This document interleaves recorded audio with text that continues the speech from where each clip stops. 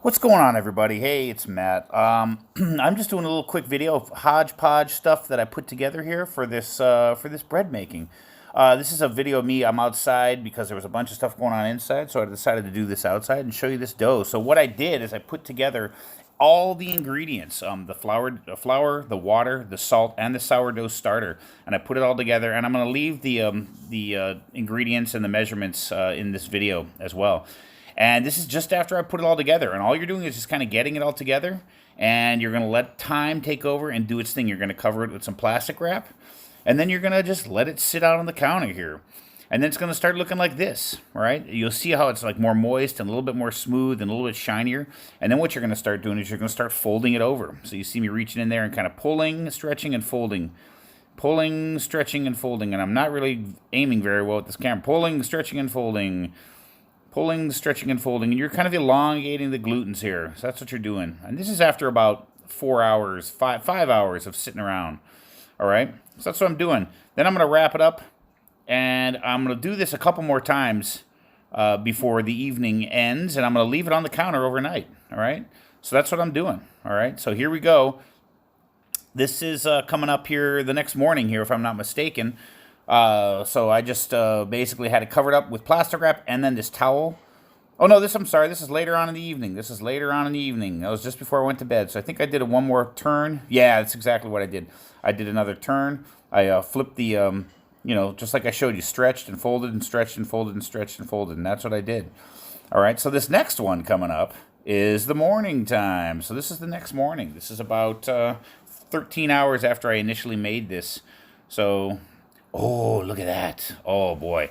It poofed up really well. So it's like triple the size there. So it's really airy, really light, and somewhat sticky. So actually what I did is I did, again, the flip and fold, the flip and fold, the flip and fold again. I didn't have to show you that again. And what I'm getting ready to do is put a little flour out on the counter, turn it out on the counter, and I'm going to shape it and get it into the banneton. And the banneton is the little proofing basket. So here I am on the counter. I split it up. How's it? I got two different doughs. I'm going to do one at a time. So they're a little sticky, and I put some flour down. Normally, you'd want to steer clear of the flour. You want to try to have it be sticky, and you want to try to work it a little bit. But I wanted to make them just a little bit kind of easier for everybody to kind of play with. So you see I put a little flour on the counter, and I put a little flour on top. So I'm using my little dough scraper, and I'm flipping it upside down, and I'm going to give it a little stretch. I'm going to stretch it out to kind of like a rectangle, all right? And what I'm going to do here is I'm going to create some surface tension. So I'm creating surface tension on the top of the loaf. So what you're looking at right now is the bottom of the loaf, right? So stretch that bad boy out, and I'm going to fold it in. Just fold the corners in, just like that. Boom, boom, boom, boom. Kind of give it a little wrap. And you don't want to press it too much because there's some good air. There's some good bubbles in there. So if you see what I'm doing with my hands, I'm putting like the sides of my hands right down firmly on the counter, and I'm pulling towards me. I'm kind of rolling it. I'm kind of like rolling it from underneath, if that makes any sense. Pulling it towards me, and I'm creating this surface tension on the top, right? So you're creating this surface tension and surface tension. Yeah, so that's what you're doing. Okay, and what that's going to help is that's going to help with the skin of the bread on the top there. So I'm getting ready to put this bad boy in the banneton basket here, and when it goes in the banneton basket, I'm going to cover it with this little, it's got like a shower cap, this like little cotton shower cap type deal that sits over it.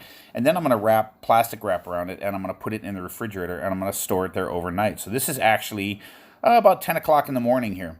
All right, so I scooped it up with my little dough scraper and put it bottom side up. So the side you were creating the surface tension on, you want it down.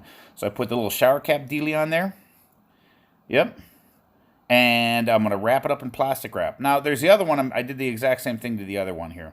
So then what I did is I popped it. I left it in the refrigerator. And in the morning, I cranked up my oven to 515 degrees. And I put my Dutch oven in there. And I let it heat up with the oven. And it got nice and hot. And I put this bad boy in there. And that's what we got right there. That's my bread. Yeah, buddy.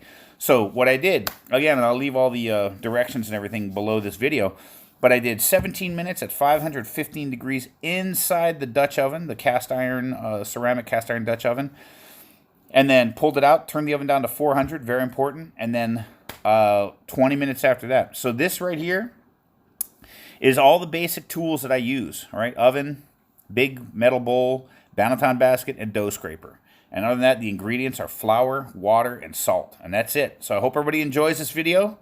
And any questions, hit me up. Aloha.